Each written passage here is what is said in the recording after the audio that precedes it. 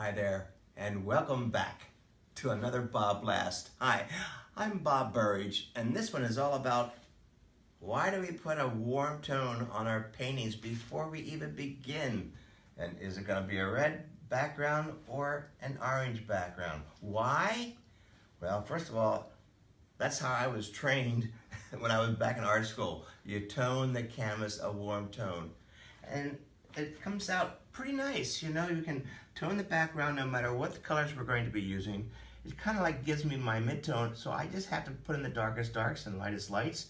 Then I start building the other colors, but the best part is to let the orange or the red peek through. It gives it excitement. You know, it just got pops. Very French Impressionist, right? So, and I can do it in a negative shade painting too. I put the tone over the entire canvas, and after that dries, come in with the negative shade painting. All the way up to whether I'm doing my abstracts with collages. See, you still see the warm tones peeking through, or if I'm just doing a single tree, it just pops through. So, how do I start? I start with a piece of good 300-pound watercolor paper, usually Kilimanjaro, you know, and I'm going to put on a gesso. But I'm in luck. The gesso happens to be orange. 2 for the price of 1, right? So this is the Holbein gesso. They have 22 colors. I know it sounds like a commercial, but that's exactly what I use. They're orange gesso. I put my warm tone on. Cool package, right? Wipe it in with a paper towel. A little bit of water. Spread it all out. See, I get to put on my gesso and my color at the same time. I do this on my canvases also. Even though the canvases already have a gesso on them, I'm going to make sure they are a warm tone. There we go. Doesn't have to be neat. I'm going to be covering it up. And I'll do this with the orange or their red. Carmine red, it's fantastic. Now I'm going to divide it all up and show you how I can get 6 little paintings out of this full sheet, which is 22 by 30. Let's watch.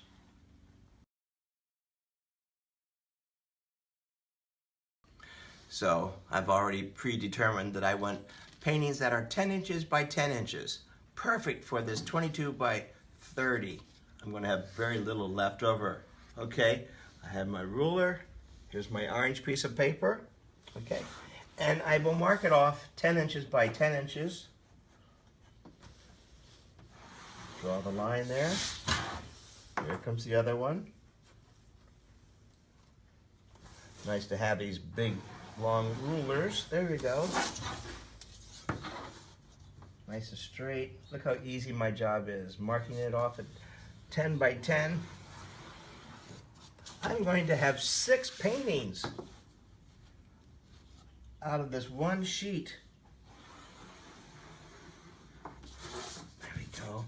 And a little bit of scrap left over. Pretty nice, huh? Out of that expensive watercolor sheet, I'm going to have 10 paintings out of this. That's how I divide it up. Let's see what else I can do with this.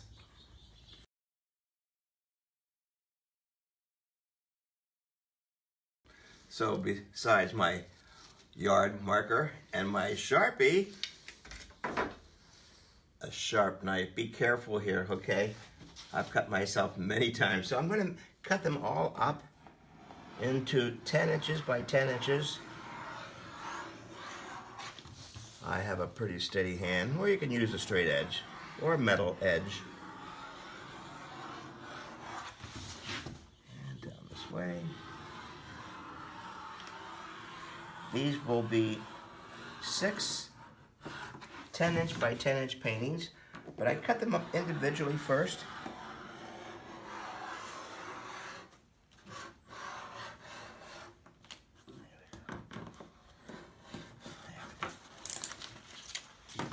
Get rid of all of this stuff. See? Nice.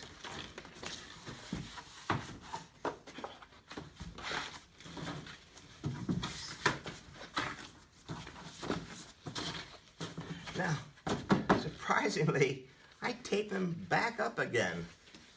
Why? So I don't lose them. And I work on all of them at the same time. Got some white artist tape. Do another one. They'll all be the same. I try not to do a neat job. Just get them together. All right. Here we go. This way I won't lose them.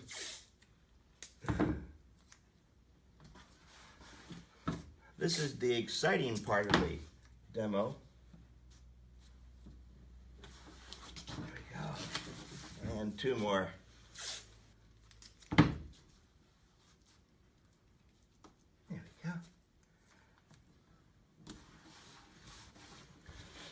This is fun, huh? Some of you have some grandkids watching. I know it's Monday morning, you're watching grandkids. Hi kids, how you doing? They know me as BobBlast. That's my name, BobBlast. So look, they're all taped together. And now I'm ready to go with that orange background. And I'll show you how I do some flowers, okay?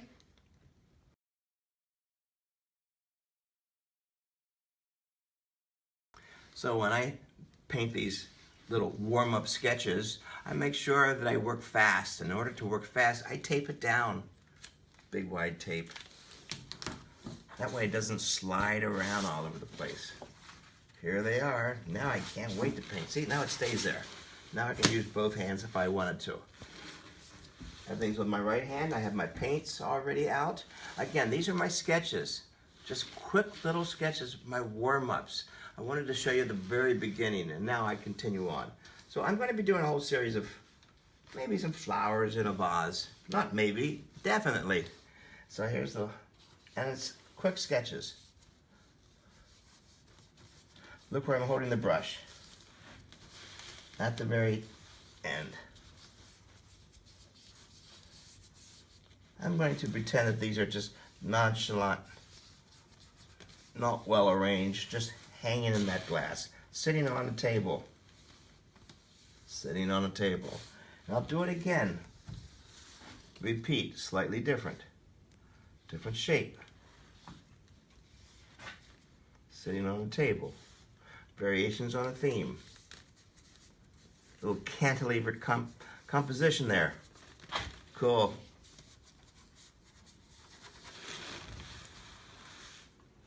I'm loosening up as I go along.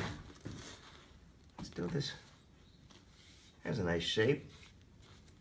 Variations on a theme, again.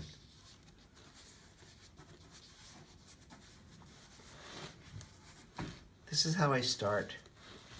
So yeah, I don't have to stop and do busy work. It's all ready for, almost like production, isn't it? Now more water. Notice I'm not looking where my brush is going for the water. It's a big wide bucket of water. And now I'm going to start applying where the shadow is. There we go. Let's go to a different color.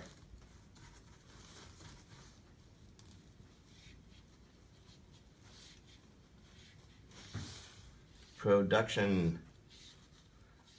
Keeps me from staying in one place too long. And it gives it some more personality too. A little background negative shade painting. And notice I paint all over the place. Don't stay in one place too long. Lots of water. I'm going to do one with a little bit more color in it so I can show you how that pink peeks through.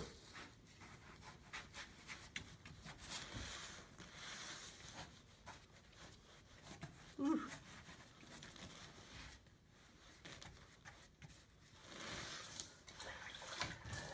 Let's see if we can get this. Here we go. Whew. Beautiful. let some of that orange peek through, rather. There we go.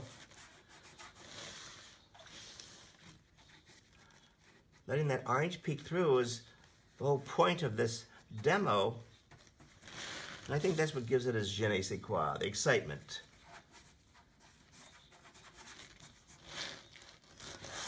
And let's do something different here.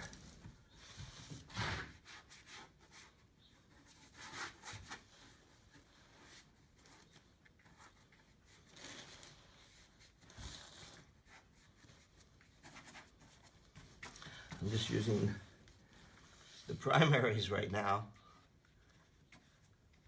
and working all over the whole painting. Don't stay in one place. Show people how exciting it is to be a painter.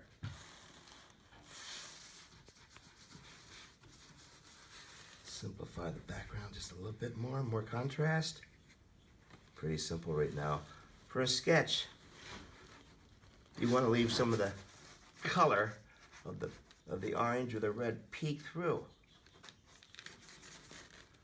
Again, that's what gives it its painterliness, I think.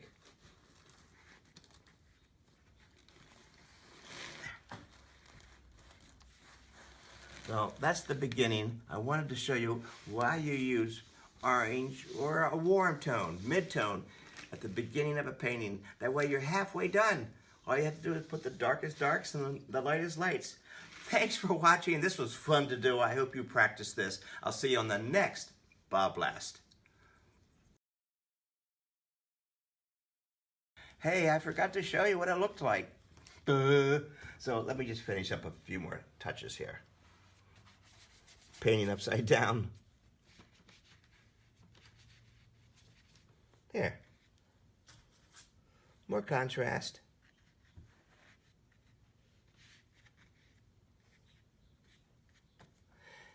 And that should do it for now. Again, thanks for watching, and I will see you at the next BobBlast.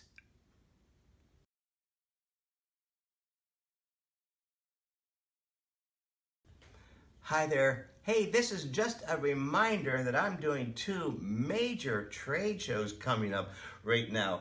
Artisan Materials Expo, and it's in Santa Fe. Who doesn't want to go there? September the 28th to the 30th. I'll be there teaching all day long. One more trade show I got to tell you about, and you've been hearing me say it for almost a year now. Art of the Carolinas.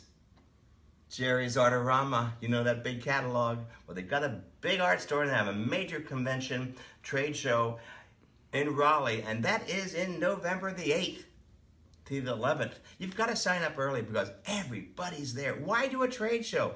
Major deep discounts in the art materials. That's where I get my stuff too. Okay, people come with their trucks and then they just load up.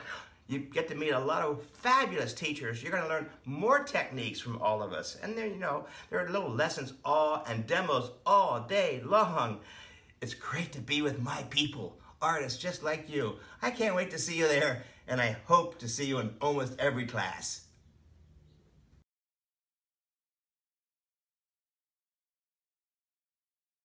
Hey, sitting next to these palm trees reminds me of the January workshop coming up here in Puerto Vallarta, 10 miles south of Puerto Vallarta in Mexico in January. It's a beachside village, fishing village, a working village.